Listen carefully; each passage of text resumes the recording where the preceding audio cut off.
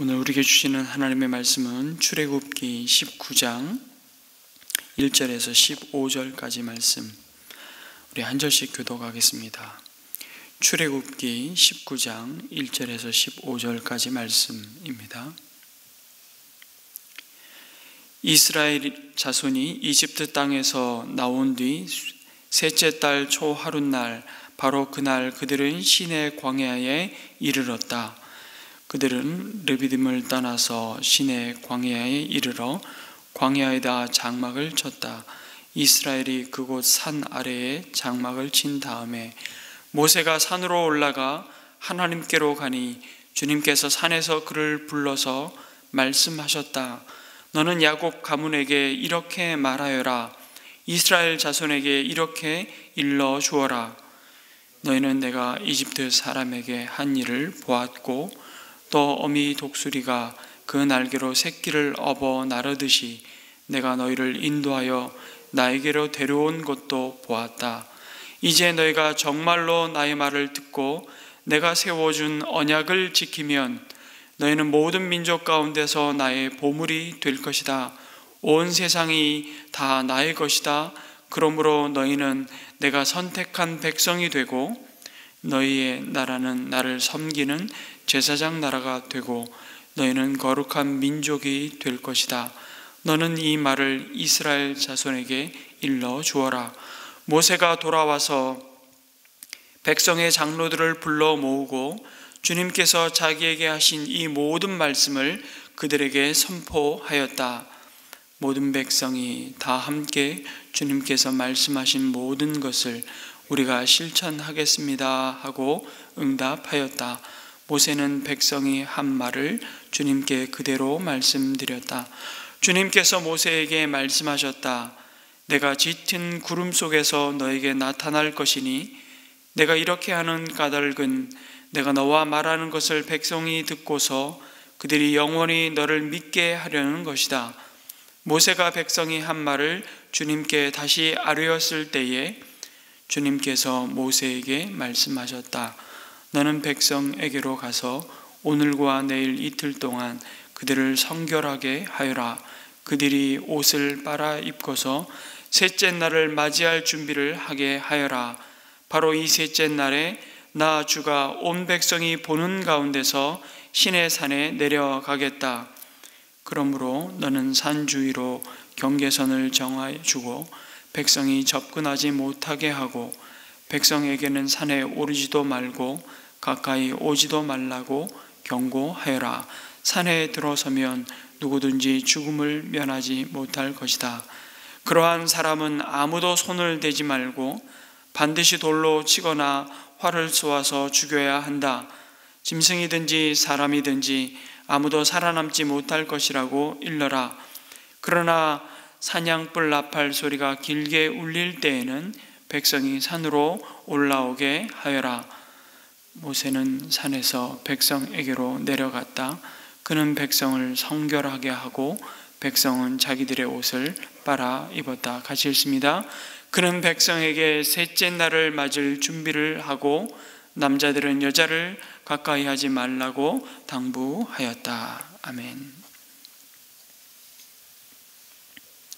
네, 오늘 말씀은 하나님이 모세를 처음 만났던 시내산으로 출애굽한 이스라엘 백성을 인도하셔서 그곳에서 그들과 언약을 맺으시는 장면입니다.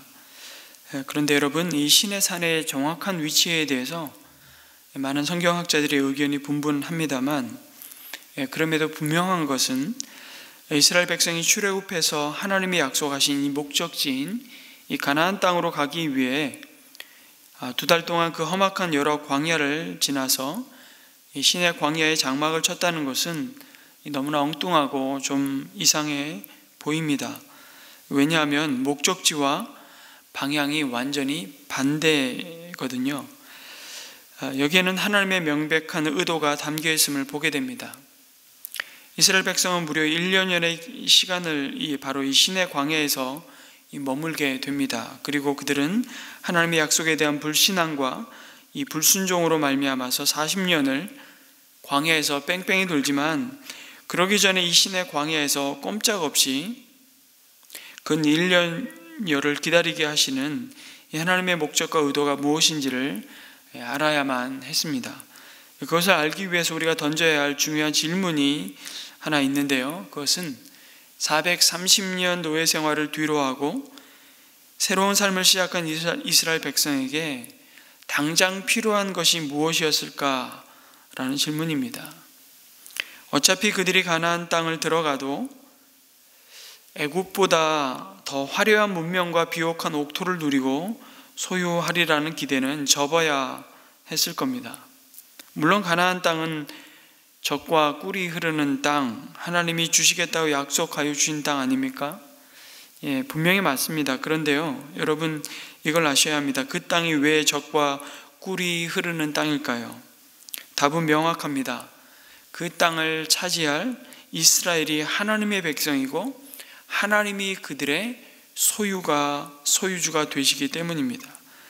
그들이 그곳에서 하나님만을 주로 삼고 하늘의 하나님으로부터 오는 그 일용할 은혜로 사는 자들임을 잊지 않을 때 하나님은 그 땅을 복 주시겠다고 말씀하시는 겁니다.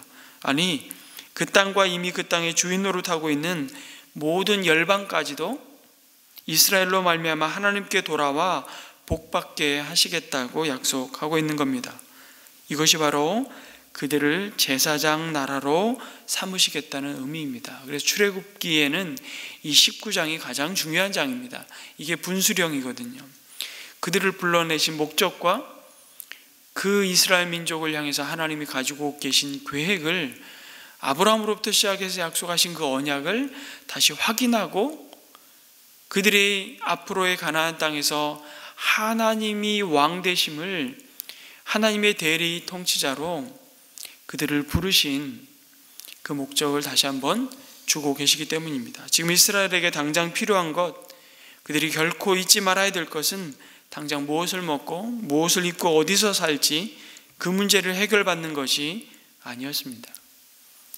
이 세상에서 어떤 대접을 받으면서 어떻게 세상에 자신들의 이름을 한번 크게 남기고 출세할까가 아니었습니다.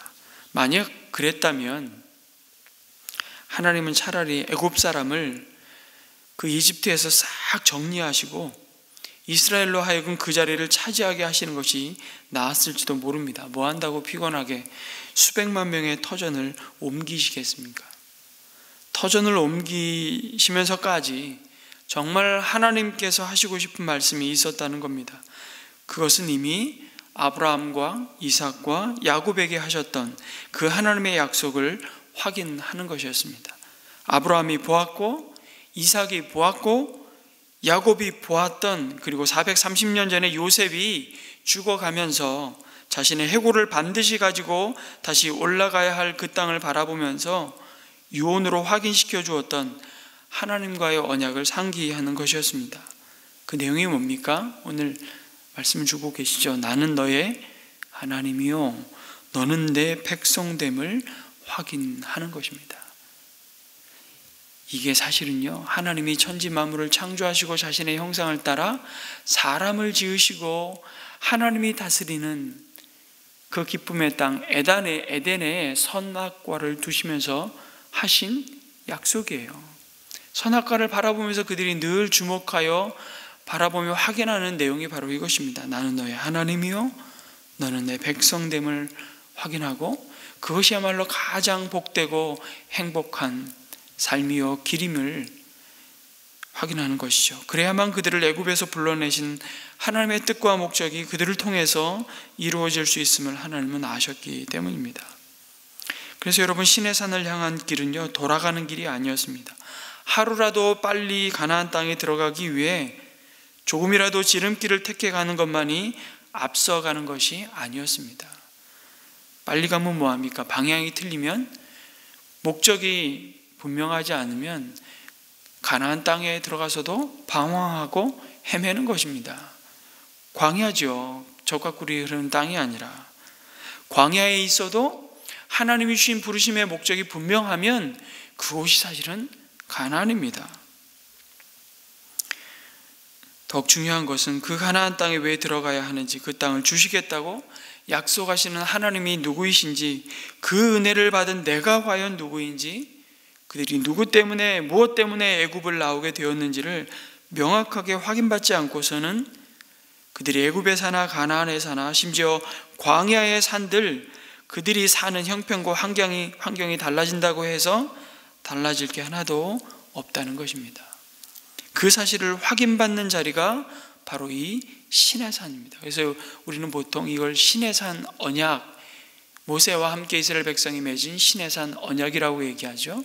그래서 아브라함의 언약, 그 언약을 시내산에서 이스라엘 백성과 언약을 맺으시고 다시 다윗과 그 언약을 새롭게 하시죠. 다윗과 맺은 언약. 그래서 다윗의 후손을 통해 예수 그리스도께서 영원한 새 언약을 우리와 맺으셔서 이제는 교회를, 그리스도 예수 안에 예수님을 영접한 그 모든 백성을 새 이스라엘로 부르시고 교회가 곧 새 이스라엘이라고 말씀해 주고 있습니다.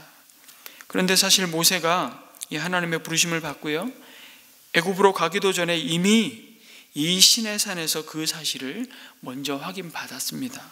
출애굽기 3장 12절에 보면 하나님이 대답하셨다.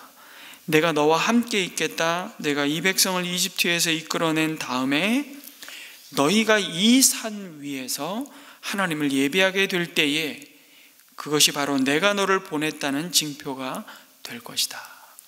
이 말씀을 주셨거든요. 하나님 참으로 정확하고 신실하신 분이십니다.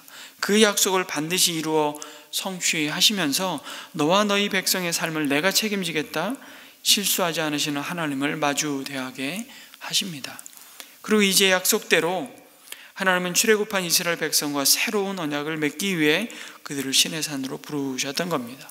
이 언약을 통해서 반드시 이스라엘 백성이 듣고 순종해야 할 언약의 내용을 하나님 모세를 통해 말씀하셨고, 그가 반드시 백성과 그의 후손들에게 일러주어야 할 말이 무엇인지를 말씀하시죠.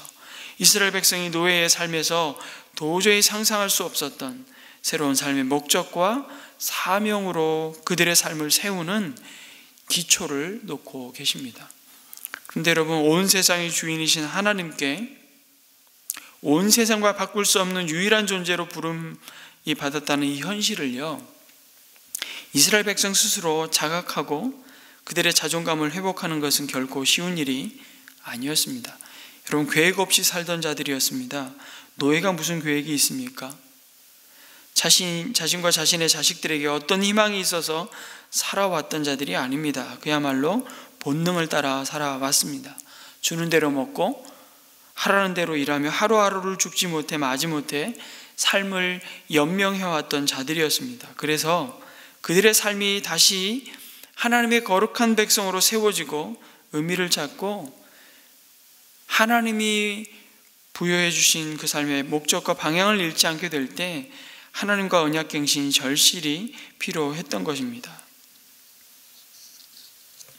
먼저 4절의 말씀에서 하나님이 이스라엘 백성이 이렇게 선언하죠. 너희는 보았다. 너희는 보았다고 말씀하십니다.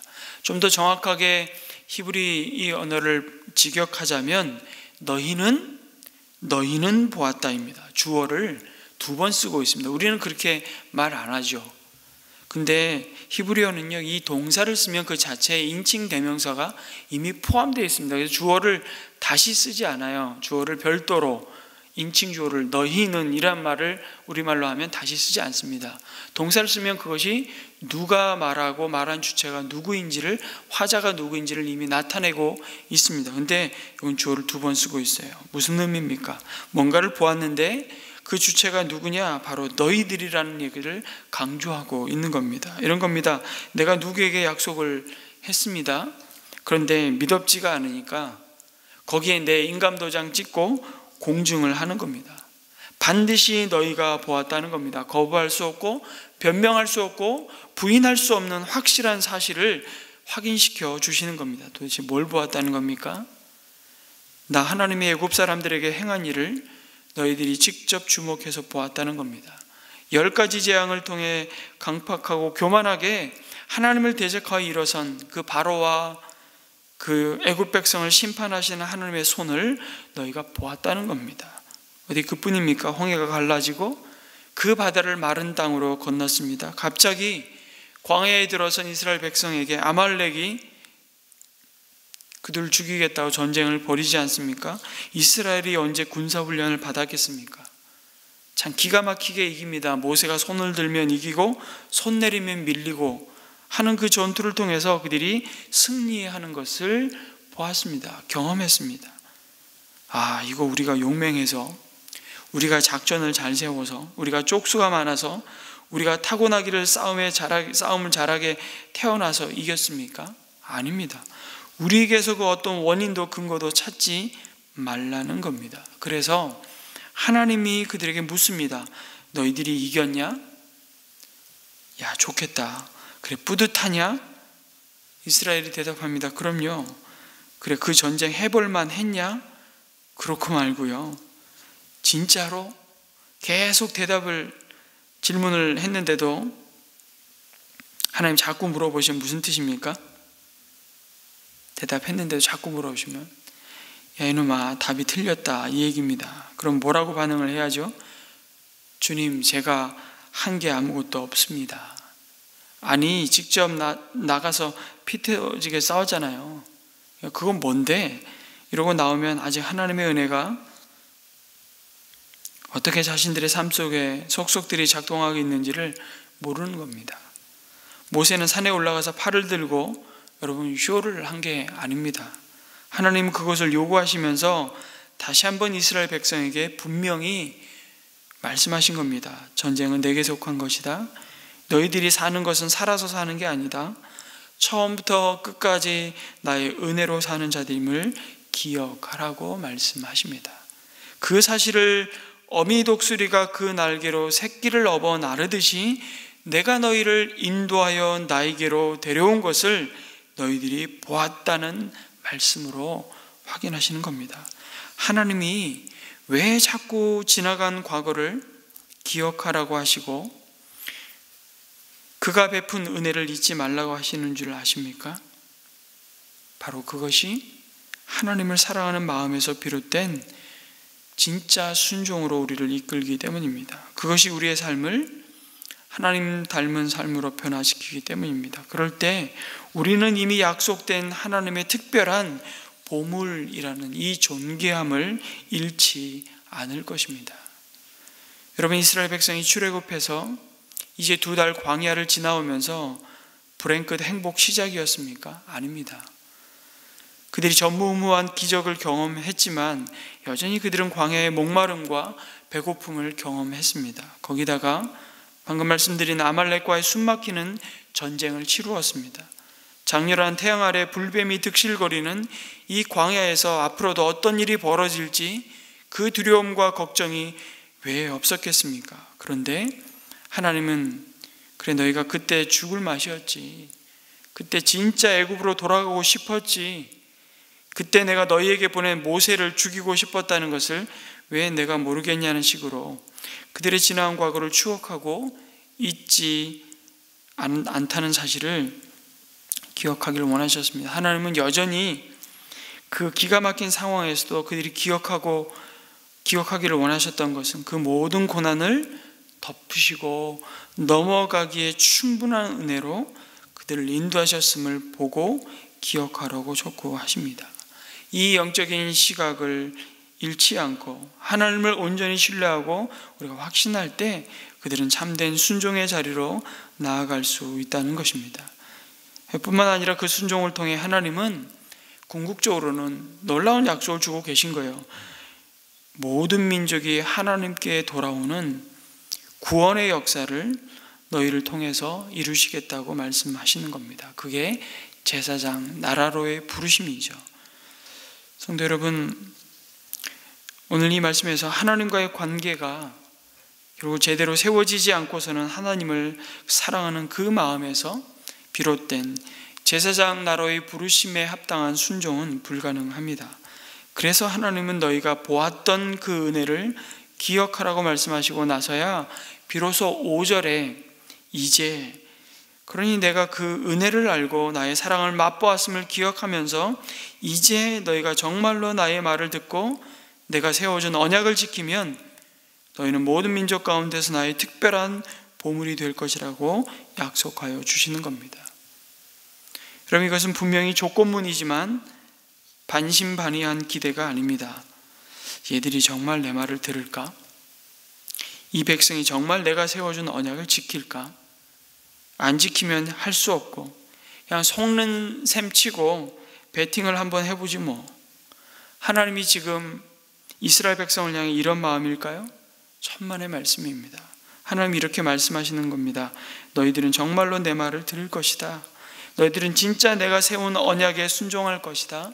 이미 너희들에게 부어준 나의 은혜를 똑똑히 보았다면 말이다. 그 사랑을 기억한다면 너희들은 나에게 등을 돌릴 수 없단다. 너희는 너희들이 생각하는 그저 가나안 땅에 빨리 들어가서 이제 이 지긋지긋한 채찍 안 맞으면서 내 자식 새끼 암 굶기면서 크게 욕심 부리지 않고 농사 지으면서 알콩달콩 살 수만 있다면 소원이 없다고 말하는 그 정도의 수준이 아니라 내가 너희를 천하의 모든 민족 가운데서 나의 보물이 되게 만들 것이라고 약속하여 주십니다. 그런데 그 일이 어떻게 해서든 그 일이 내 말을 순종해서 이루어지면 참 다행이고 그냥 안 되면 할 수 없고 그런 약속입니까? 아닙니다. 여러분, 이스라엘을 자신의 제사장 나라로 삼고요, 그들을 구별하신 하나님의 마음이, 하나님의 계획이 고작 이 정도였다면 결론적으로 말씀드려서 그 후손을 통해 예수 그리스도를 보내지 않으셨을 겁니다. 출애굽기 32장에서 아마 다른 민족이 지금 오늘 우리가 기억하고 있는 이스라엘 민족이 아닌 다른 민족을 아마 하나님 부르셨을 거예요. 이미 시내산 밑에서 금송아지를 만들고 이것이 우리들을 애굽에서 건져낸 하나님이라고 예배할 때 그들을 깨끗이 이 땅에서 정리하고 새로 시작하셨을 겁니다. 그런데 하나님이 모세의 탄식과 그 기도를 들으시고 마음을 돌이키시잖아요. 그렇게 오래 참으시고 기다리시잖아요. 얼마나 인격적인 관계 속에서 우리들에게 순종할 것을 설득하시는지 모릅니다. 그래서 오늘 5절 6절의 말씀을 약속으로 받기 전에 4절에 이미 베푸신 하나님의 은혜와 사랑에 대한 깊은 확신과 감사가 있어야 된다고 말씀하시는 겁니다. 여러분, 이제 우리는 그리스도 안에서 새 이스라엘로 그 은혜를 어떻게 누리고 있다고 말씀하십니까? 저는 고린도후서 5장 17절을 오늘 이 아침 다시 한번 약속의 말씀으로 붙잡고 우리 기도의 제목으로 삼았으면 좋겠습니다. 여러분, 너무 잘 아시는 말씀이잖아요.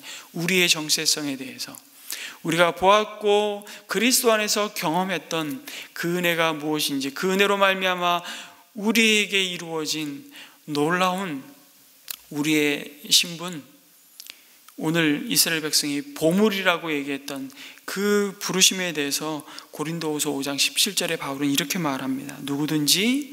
누구든지 그리스도 안에 있으면 그는 새로운 피조물입니다. 옛것은 지나갔습니다. 보십시오, 새 것이 되었습니다. 우리는 이 말씀 다 암송하고 기억하는데 이 말씀만 기억해요. 근데 이어지는 18절, 19절, 20절, 21절 말씀을 기억하는 사람은 별로 없어요. 그냥 고린도후서 5장 17절 말씀만 기억해요. 근데 사실 이어지는 말씀이 그 부르심을 받고 은혜로 하나님의 precious 보물로 부름받은 우리의 삶에 놓여진 삶의 목적과 이유가 무엇인지를 그 다음에 주고 계세요. 이 엄청난 우리에게 주신 삶의 약속이죠. 뭐라고 하시냐면